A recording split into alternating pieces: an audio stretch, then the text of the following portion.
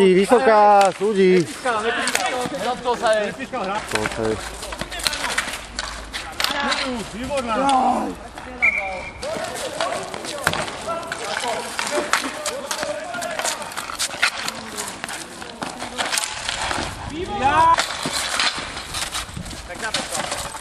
Stávaj, stávaj, stávaj!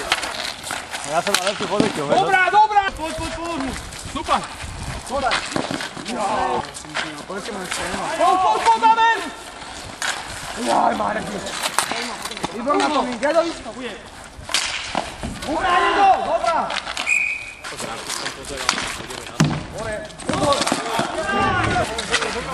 Joj! Dobrá!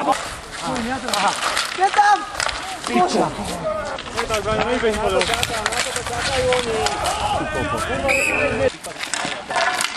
Zago! Jo!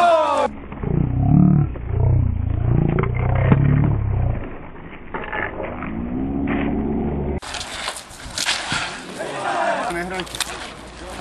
Brž!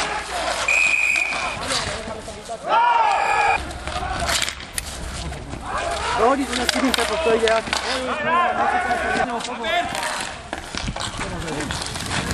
Hej! Hej!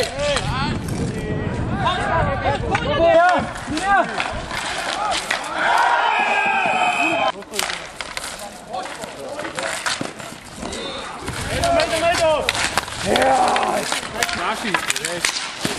Dobrá, dobrá.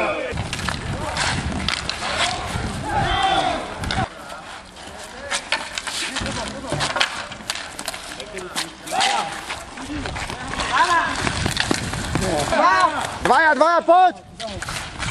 No! Palice, do palice. Vystrel! Strela! Ešte! Strelaj! Strieľať všetko iba v prvej. Dobrá, Radko. Nestrieľaj do zastaveného, hej?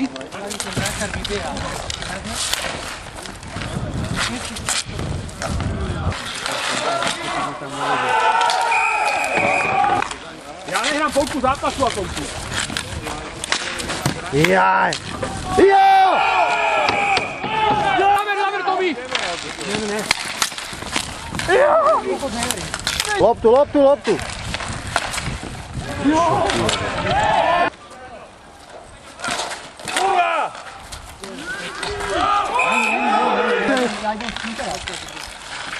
Bobor, nemôžeš!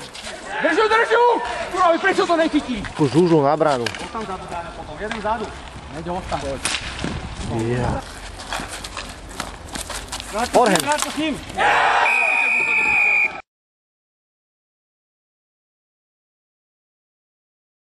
Aký to bol zápas?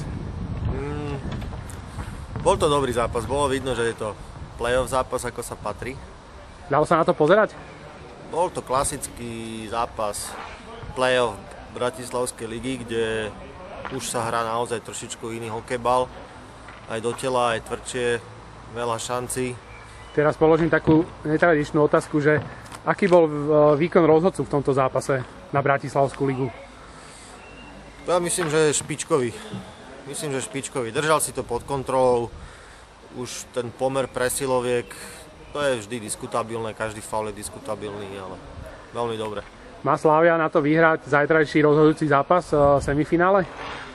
Tak stačí sa pozrieť na výsledky z tých dvoch zápasov a musia na to prísť sami chalani, že či sa to dá alebo nedá. Si myslím, že určite áno. Najlepší hráč Slavie Právnik dnes? Tak buď to je extraligová trieda, to je darmo, to je vidno, že... Takýto gól, čo dostal, inak to dosť zamrzí, ten v predĺžení. Čo na to hovoríš? Bola to taká trošku nesústredenosť.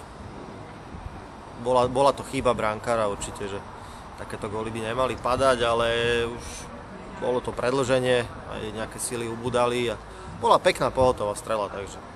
Myslíš si, že takýto gól v predĺžení zníži psychiku celého mužstva, alebo sme natoľko zomknutí, že sa to neprejaví na zajtrajšom zápase?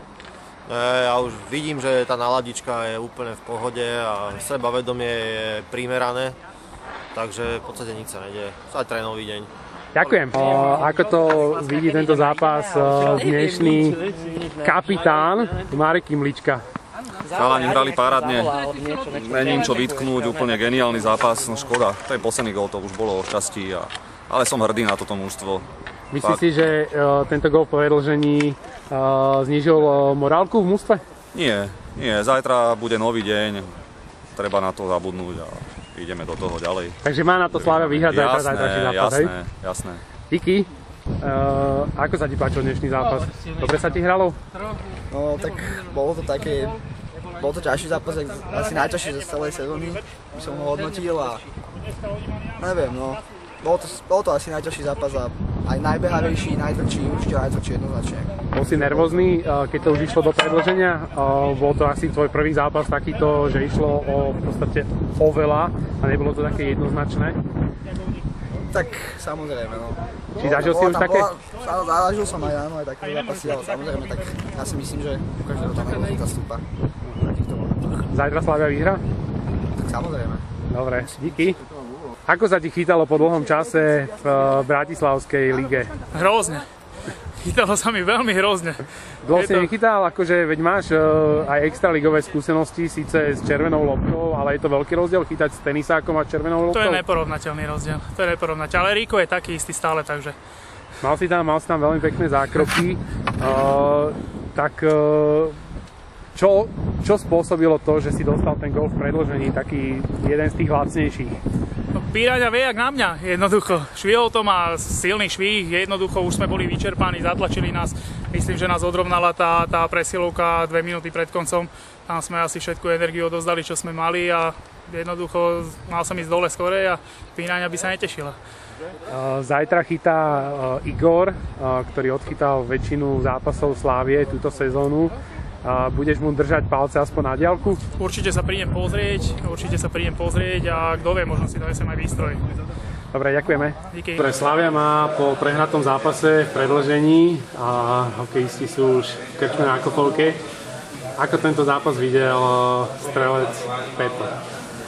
No, podľa mňa sa môžeme na seba s kľudom pozrieť, lebo odohrali sme dobrý zápas. Vyhral o mnoho šťastnejší, tak dali, Flamač dal proste 2 náhodné góly, za ktoré nikto nemôže z nás, takže my sa môžeme na seba pozrieť a ja si myslím, že zajtra, keď podáme taký istý výkon jak dneska, tak máme šancu uspieť, takže v pohode. A aká je nálada v tíme po prehratom zápase? Myslíš, že to bude mať nejaký následok na zajtrajší zápas, alebo je to úplne v pohode a sme zomknutí a ideme do toho? No, ja si myslím, že v pohode. Akože mrzí to, lebo tak ten tretí gól, posledný rozhodujúci bol taký náhodný a mrzí to, ale tak ja si myslím, že sme tu všetci normálni a vieme sa ešte raz zomknúť, minimálne raz teda. Zajtra to odohráme úplne v pohode, tak jak dneska, bude to OK. Myslíš si, že Peťo odohral v bráne dobrý zápas? Vychytal súpera, v podstate komplet to bolo ako extraligové 2 lajny. Chytal dobre? Určite, tam akože Peťo chytil niekoľko čistých gólov, proste dostal dve halúzne góly, čo nemôže za to, proste to je... Kto vie a športuje a hlavne hrá kolektívne športy, to vie dobre a jednoducho je to šťastie, mali šťastie, Peťo mal smolu, ale chytil niekoľko čistých gólov, čiže my môžeme byť rádi, že jak dneska, koho sme mali v bráne. A posledná otázka, najlepší hráč Slavie Právnik v tomto zápase? Tak celé mužstvo si myslím a práve na vrchole bol asi Peťo Bránkar, takže asi to je môj názor osobný. Ďakujem. V pohode.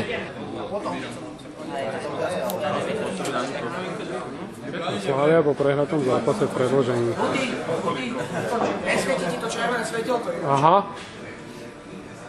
Dobre.